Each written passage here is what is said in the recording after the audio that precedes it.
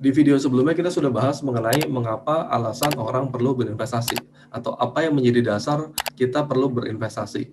Setelah kita mengetahuinya, kita juga perlu tahu instrumen investasi apa ataukah jenis investasi apa yang mungkin tepat untuk kita.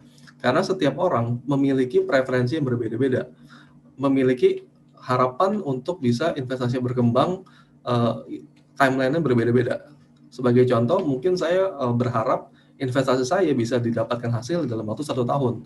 Orang lain mungkin tidak masalah 1 tahun tidak ada hasil, tapi 5 tahun ada hasil dan bisa lebih besar, mungkin tidak masalah karena kebutuhan orang berbeda-beda, keinginan orang pun berbeda-beda, dan juga harapan untuk bisa mendapatkan keuntungan di masa depan, timeline-nya berbeda-beda, besarnya juga berbeda-beda. Karena itu kita perlu menggali lebih jauh apa saja jenis investasi yang ada dan juga bagaimana profil risiko dari setiap investasi. Karena setiap investasi pada dasarnya mempunyai prinsip, di mana kalau semakin besar tingkat keuntungan yang mungkin bisa didapatkan atau yang potensial didapatkan, semakin besar pula tingkat resikonya. Hari ini saya akan bahas mengenai 2 dari sekian banyak jenis investasi yang ada di dunia. 2 itu adalah yang pertama properti, yang kedua mengenai pinjaman. Yang kedua ini cukup menarik. Kenapa disebut pinjaman? Kok orang berinvestasi harus melakukan peminjaman?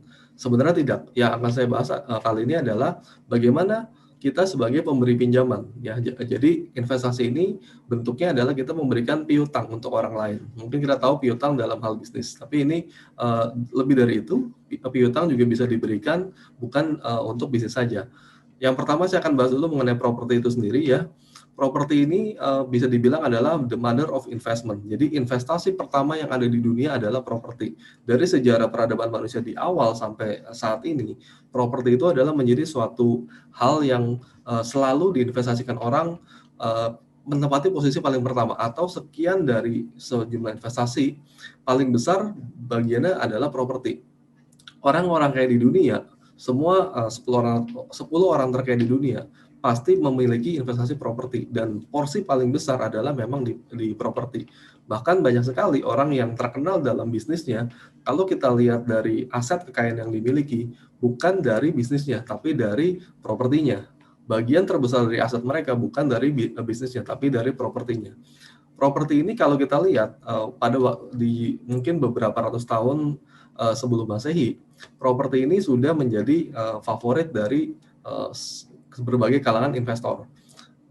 Mungkin bentuknya bukan sebagai investasi yang kita kenal saat ini, tapi lebih sebagai perebutan kekuasaan. Ya.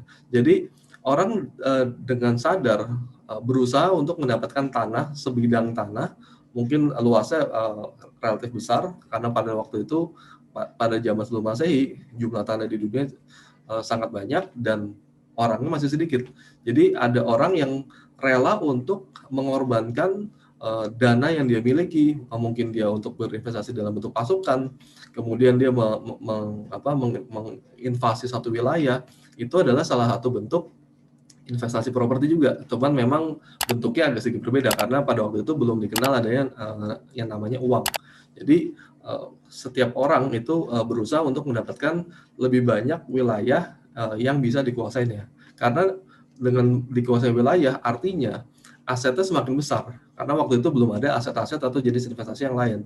Hanya ada properti. Dan properti pada waktu itu cenderung bentuknya adalah tanah. Karena belum ada bangunan-bangunan yang bertingkat seperti sekarang.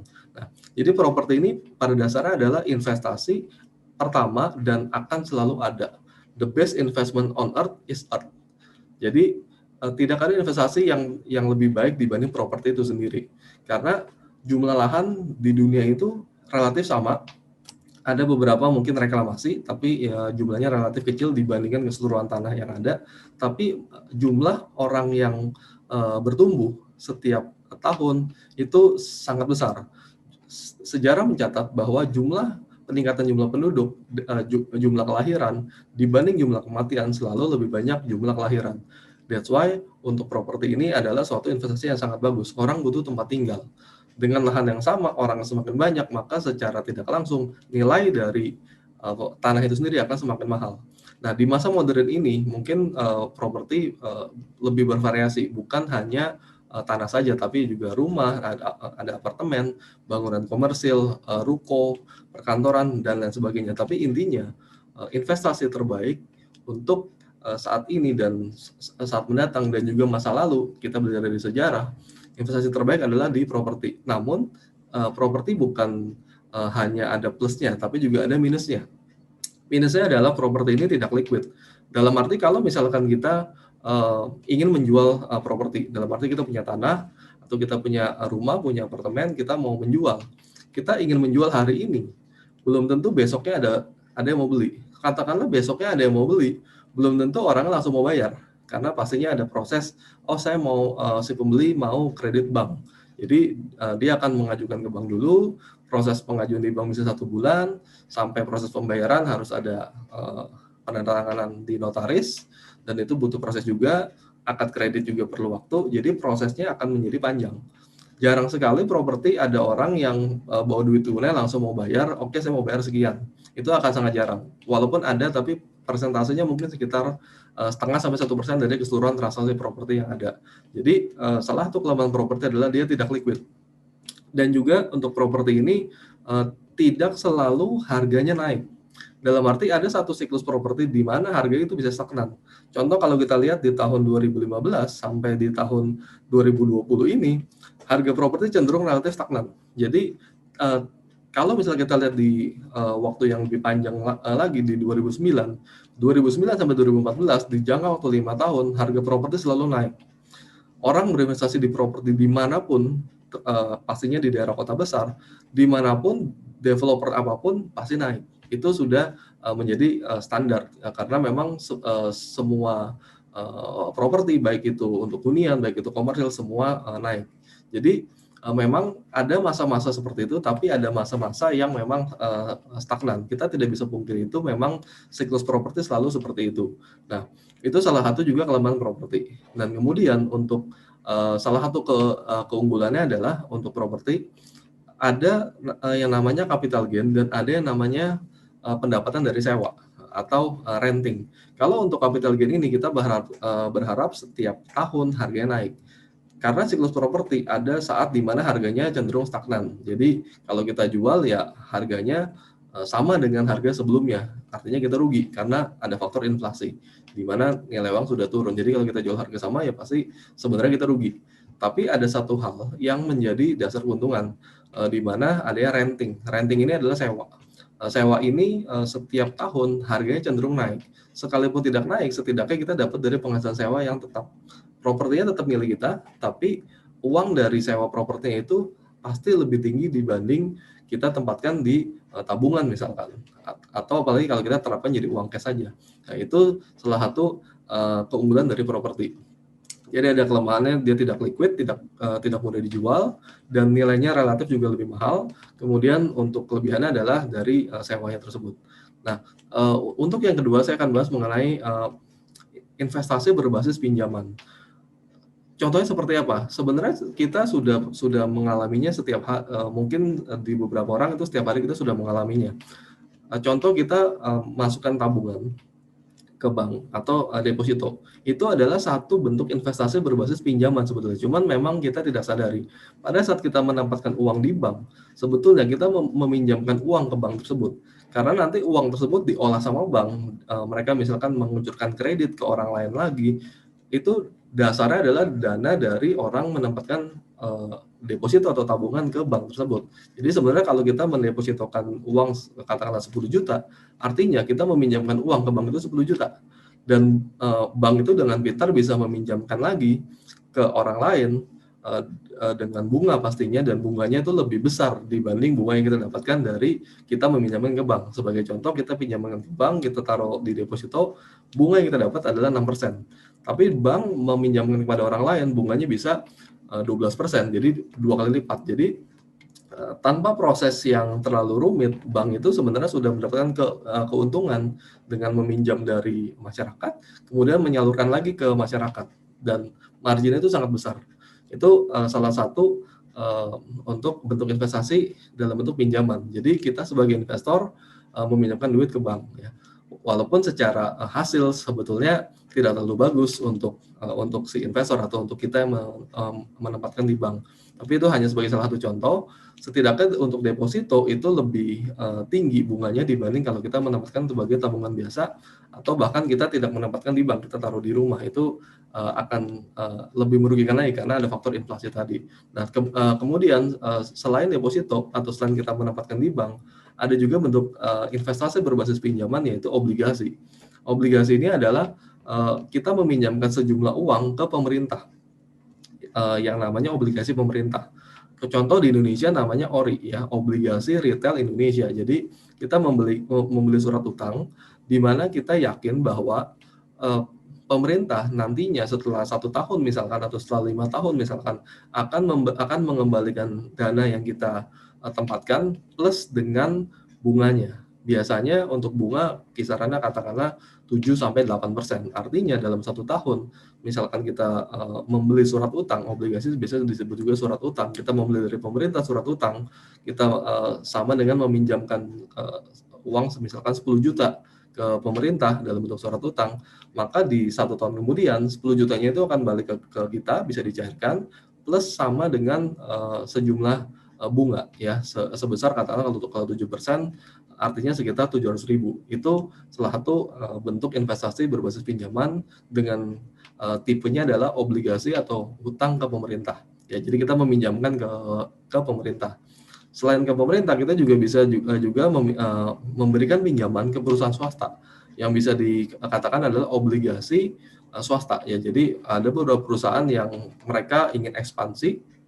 Ada 2 cara untuk ekspansi, bisa dengan modal mereka sendiri, bisa juga dengan meminjam dana dari luar. Meminjam dana dari luar ini juga ada 2 tipe, bisa mereka menerbitkan saham, bisa juga mereka menerbitkan surat utang. Surat utang ini yang akan kita bahas, ya, karena kita lagi bahas untuk surat utang atau disebut obligasi. Obligasi ini mereka bisa kasih dari perusahaan, bisa jual ke masyarakat dan masyarakat bisa beli. Bunganya biasanya lebih menarik dibanding obligasi pemerintah. Sebagai contoh, perusahaan seperti BCA pernah menerbitkan obligasi dengan bunga, istilahnya kalau obligasi bukan bunga tapi kupon. Kupon itu 10%. Misalkan kita mendapatkan 10 juta, kalau di obligasi pemerintah kita dapatnya misalkan 7%, 700.000. Kalau di obligasi swasta biasanya lebih tinggi, misalkan 10%, jadi kita dapat di setahun berikutnya kita dapat 10 juta plus 1 juta, atau kita dapat 11 juta. Ada margin atau keuntungan 10%. Itu contoh yang obligasi ke perusahaan swasta.